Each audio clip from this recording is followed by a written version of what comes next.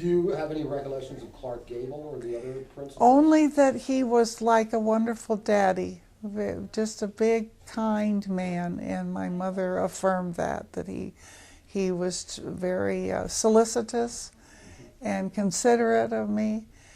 And there are a lot of stills taken on set, scenes, snapshots that weren't in the film, and you can see him interacting with me. And there's one where he's comforting me. I'm being kind of a brat or something.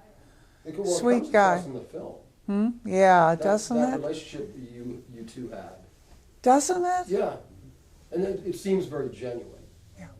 Oh. So, at any of these reunions, were you able to meet some of the other stars that were in the film? Oh yes, Anne Rutherford I had met before in Los Angeles.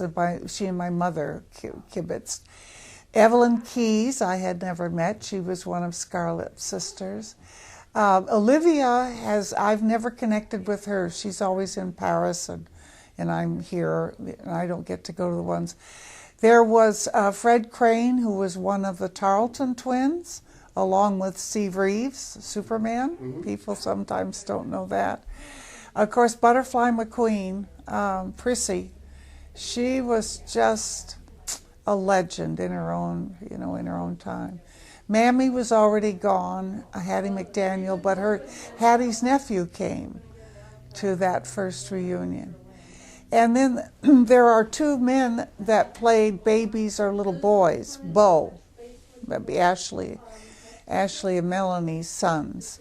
And we've done a lot together. We're kind of, we're like, I don't know, a little, we have a great time. That's Patrick Curtis and Mickey Kuhn. Mickey played the 7-year-old Bo, and Patrick the baby. So it's, huge cast, wasn't it? yeah. Yeah, could... No, you're fired. Please stay where you are. We'll do it. Don't. We're filming. Yeah. Just talk a little. Okay. So, why don't you talk about your position, what you're doing now, and... I'm the public relations representative at Little River Inn. It's a part-time job. I am thrilled to have it and to, pardon me, Okay. we better start over. I am, okay. I'm public relations representative at Little River Inn. It's a part-time position. I'm delighted to have it. This is an incredible place. It's family-owned and operated, and there's a family feeling throughout. I started working here a little bit in 83, and that was for the present general manager's mother, Susan McKinney, and her dad was Ole, who founded the inn in 39. Incidentally, 1939 is a huge year. You have Little River Inn opening, and you have Gone with the Wind. And you have 10 motion pictures that were nominated for Academy Awards. Just a slew of things happened in 39. So anyway, working for this inn is not work at all.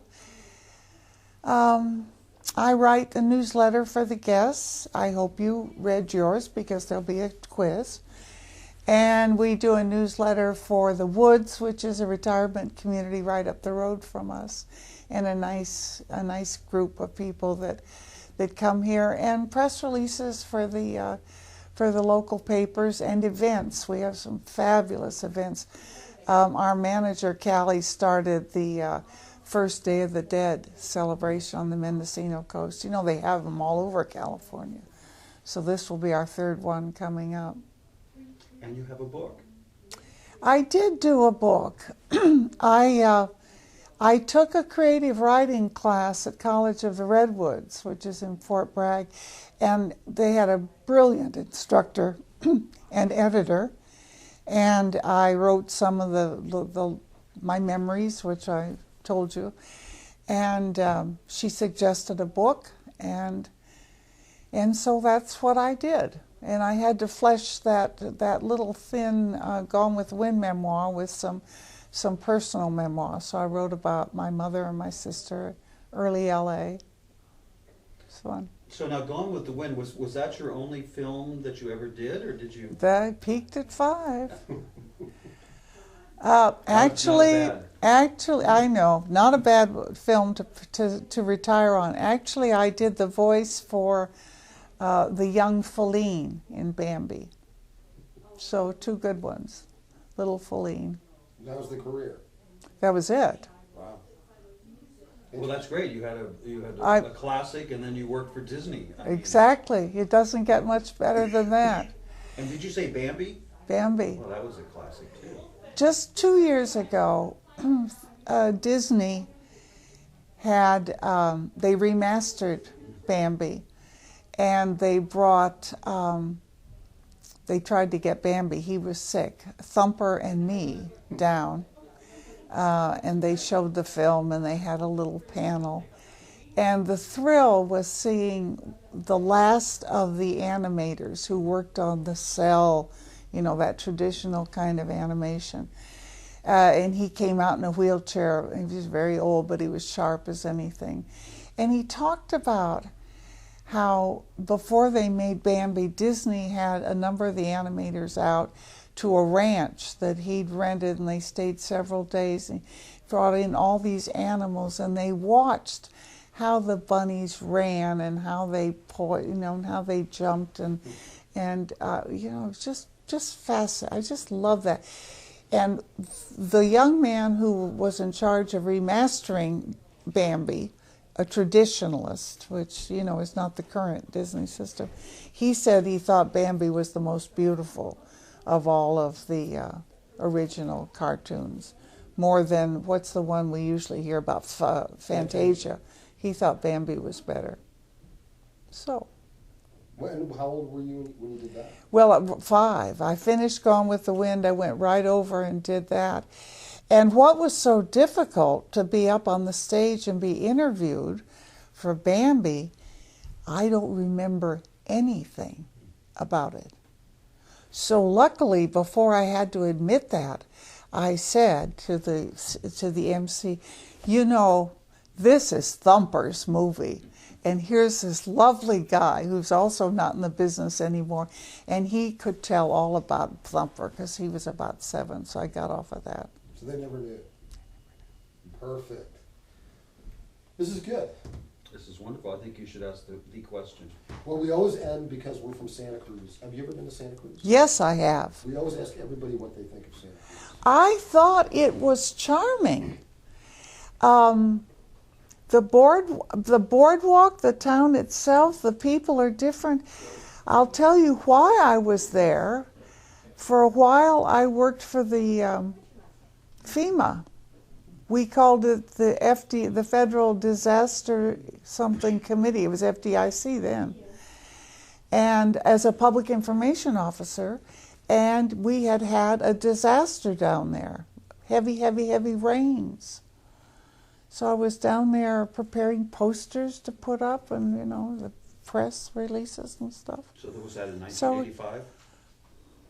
85 was the big storm. Okay. I mean, was it in the 80s, do you think? Yeah, definitely. So that sounds about right. Because then 89 was the earthquake. So. Yeah. 85. And where did you stay when? I don't remember. It was a motel. Oh, okay. So you didn't have a house there. You were just. Oh, no. But that was great work, that federal government, being able to, 83 to 89, yeah, that's about right. Yeah. So you're having fun here? Oh, yeah. How could you not? Did you get to see the music festival tent? Yeah, oh yeah. Oh, yeah. I was wishing Saturday night that if I'd known I had your phone number, that was big band night, just to go sit outside. Oh, good. On the hotel, we went up on the balcony. Oh, how We fabulous. listened the whole night. Isn't that the best? It was great. Oh, It was yeah. beautiful. You know, of course, the tent's gotten bigger and grander, but the first music festival. Alan Pollock, who's still the director, it was he and his wife. It was almost like, oh, let's get a barn and put on a show. You know, it started from nothing, and This is it's where all so the great things perfect. start from us. Isn't it the perfect event?